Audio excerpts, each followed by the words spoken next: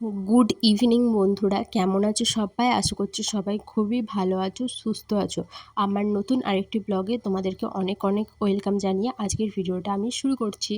তো এখানে তোমাদের দাদাভাই আমার জামা আয়রন করে দিচ্ছিল। তো ও সব সময় আমি কোথাও যাওয়ার আগে ও আয়রন করে দেয়। যখনই ও বাড়ি আসে তো তখনই আমার জামাগুলোকে আগে আয়রন করবে, তারপরে ওর ড্রেস।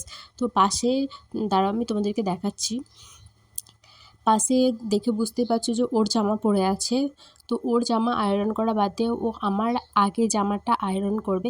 সবসময় আমার জিনিস ও টিপটপ রাখতে চায় বা আমাকে সুন্দর দেখাতে চায়। তো ও জামা আয়রন করুক। তো আমি এখন আমার নেল পালিশ পরবো। আমি কোথাও গেলেই আমি নেল পালিশ পরি, নাহলে নেল পালিশ একদমই হাত দিই না। তো আমি ডিপ ফ্রিজের মধ্যে রেখেছিলাম। এটা আমি একটা ভিডিওতে দেখেছিলাম যে ডিপ ফ্রিজের মধ্যে নেল পালিশ রাখলে নাকি নেল পালিশ ভালো থাকে, শুকিয়ে যায় না। তো সেজন্য আমিও রেখেছিলাম। তো এতটা টাইট হয়ে গেছে যে আমি খুলতেই পারছি না, তার জন্য আমি মুখে করে আবার খুললাম। তো আমি এখন নেল পালিশ পরে নেব পায়ে, হাতে, ব্যাস একটা হাতে পরবো আর দুটো পায়ে। আর আমার নখগুলো বড় বড় নয়, যে এমনি প্রত্যেকটা মেয়ের সুন্দর থাকে সেরকম আমার নখ একদমই নয়। আমার নখ পুরো জঘন্য একটা নখ। কারণ আমি জামা কাপড় কাচি, তো তার জন্য আমার হাতের নখগুলো পুরো 12টা বেজে আমার নখ বড় হয় না একদমই। এখানে আমি আমার দেখাচ্ছিলাম যে আমার নেল পালিশ পরা হয়ে গেছে। তো আমরা চলে যাবো এখন রেডি হয়ে রথ দেখতে। আজ ছিল তো উল্টো রথ। তো উল্টো রথ দেখতে এসে দেখছি যে এখনও টানা শুরু হয়নি। রথের দিনকে আমরা কেউই আসিনি, কারণ তোমাদের দাদাভাই ছুটি পায়নি, তো সেজন্য আসেনি। আর আজকে ছুটি পেয়েছিল, তো সেজন্যই এসেছে। আর আমি দেখাচ্ছিলাম আমার চারিপাশটা তোমাদেরকে। তো হঠাৎই ঝমঝমিয়ে বৃষ্টি চলে এসছে।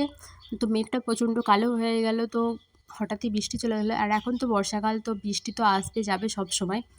আর অনেকে দেখছি যে ভিজছিল, মানে এত বৃষ্টির মধ্যেও রথ ধরে দাঁড়িয়েছিল। তো তাদের জন্য অনেকটা ভালোবাসা জানাই। কারণ সবাই তো ভিজতে পছন্দ করে না, বা সবাই ভিজে ভিজে রথ টানাও পছন্দ করে না। তো যে যেখানে পেরেছে সে সেখানেই দাঁড়িয়ে পড়েছে ছাওয়ার মধ্যে। আমরাও দাঁড়িয়েছিলাম, একটা হচ্ছে যে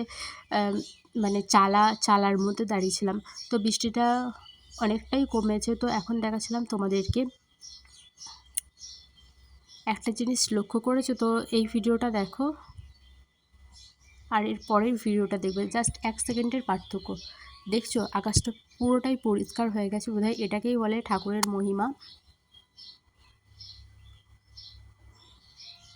তোমরা কে কে রথ দেখেছো এবছর অবশ্যই জানিও। আর আমি দেখাচ্ছিলাম আবারও আশেপাশের ফুটেজটা, দেখছো কত মানুষ চলে এসেছে, সবাই ছাতা নিয়ে দাঁড়িয়ে আছে। আমাকে দেখাচ্ছিল তোমাদের দাদাভাই। তো তোমাদের দাদাভাই এই ফুটেজটা করছে। তো আমরা গাড়ি নিয়ে এসেছিলাম বলে রাস্তার ওপাশ থেকে এপাশে চলে এসেছি। তো এপাশে দাঁড়িয়েছিলাম। আর আমার ভিডিওগুলো তোমাদের কেমন লাগছে অবশ্যই কমেন্টে জানিও। ভালো লাগলেও জানিও, খারাপ লাগলেও জানিও। আর কে কোথা থেকে দেখছো অবশ্যই বলো।